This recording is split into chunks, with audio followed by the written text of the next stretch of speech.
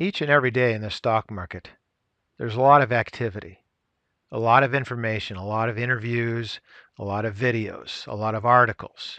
Most of the information should be ignored, at least in my opinion.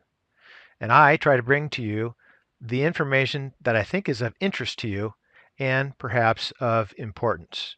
And I learned something along the way. And I'm going to continue bringing those videos to you. However, in addition, I'm going to try to start bringing to you market updates on a more regular basis, perhaps once a week on, say, Friday or Saturday. But please continue to view my other videos as well as these updates. The comments and the viewing helps. And please, I'd like to have more subscribers. So subscribe and hit that notification bell for any new videos. But what we're going to start today, such as you see here with this thumbnail, you'll just see a path, a road, a bridge, a vehicle, or something else. But it's simply going to have the day's date. And that is your sign, for those listening today, that that's going to be an update video on the market. Now, I do wish that you view all my videos, but this is something, if you're in a hurry, you can recognize this as an update, and it's going to be short, quick, and to the point. So let's get to it.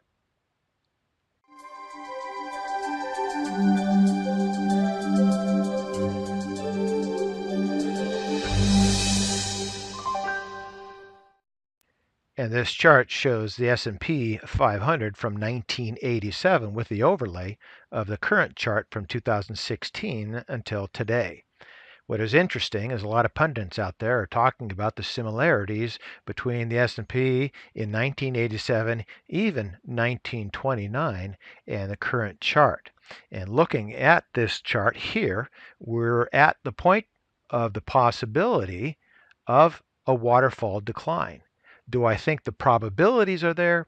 No, not necessarily. However, as you'll see from the price charts that I'll bring to you, that there is cause for concern. And it's also interesting that according to a 2017 Gallup poll, only 54% of Americans own stock. So this chart is not of concern to half of the people in the country. And the other half, they better be paying attention. Let's go to the price charts. 20-year monthly chart on the spiders. And we have a top here, a very sharp top. As we've talked about in the past, typically when the market hits a top, it's more rounded, as we can see here in these three cases. 1, 2, and 3. This is a sharp top. What concerns me is this is a pretty good decline as we've experienced. Now, we may stop here and we may head up. We'll look at that here in a second. But what concerns me, starting here with the MACD, looks like the fast line wants to head through the trigger line pretty quickly. Now, it passed through here, as well as here, and here. And that's what I'm concerned with. If this passes through here and it picks up any momentum, we could have some problems. Now, it did pass through here at this point, but it recovered. The difference is that here we had the Fed coming in with some central bank funding. We don't have that here. Moving into the histogram, we can see the same thing, a fairly steep drop. Same thing in the momentum, as well as in the price rate of change. The fast line has moved through the slow line here. The relative strength index, a very steep decline. As well, steep decline here in the stochastic. Moving down, looks like the volume, a pickup in that negative move right in here. Moving down here into the Williams, also a very steep decline. Back up to the price chart.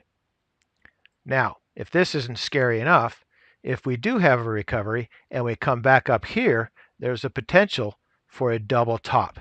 And if we see a double top and if it stalls out, watch out below. Let's go to a shorter term chart. Okay, shorter term chart, 6-month daily on the spiders. We had a pretty good down day today, down to 259.70. Not surprising. Looking here, we ran up, right into the resistance of the 20 EMA. So it's not surprising. A lot of people are watching those moving averages. So if they see it running into that resistance, you can expect some selling.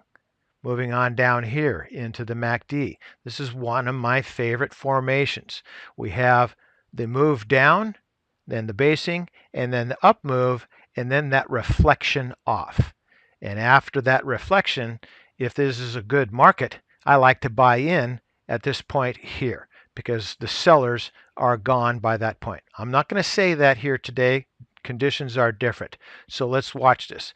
But I think what's going to happen is I think that fast line is going to trundle sideways for a while and then cross through. It won't be too long. Here, you see that in the histogram. As well, the momentum indicator and the price rate of change. In the price rate of change, the fast line already moved through the slow line, but then back down below. So there's a little bit of trepidation in the market. Are we sellers or are we buyers? So we're going to have to figure that out. I think we're going to be buyers here soon enough. Relative strength is improving even with today's downdraft. Moving here into the stochastic, same thing. Fast line moved through the slow line. It did have a downdraft, but it's still above the slow line here. Moving into volume, it's all right. Not too much of a problem. Williams also shows some fairly decent upward movement. So I think things are strengthening. But we're going to want to watch this. I want to see if this truly is a W formation here down to here. Now we're started up to here, but we have a lot of territory to cover in this area here. So I'm going to be watching because that's where trouble can happen. And certainly once we get up to this point here, if we get up there and if things stall out, again, look out below. We'll wait and see. And if we can climb up through that point, up and away, then I think a lot of the risk is going to be out.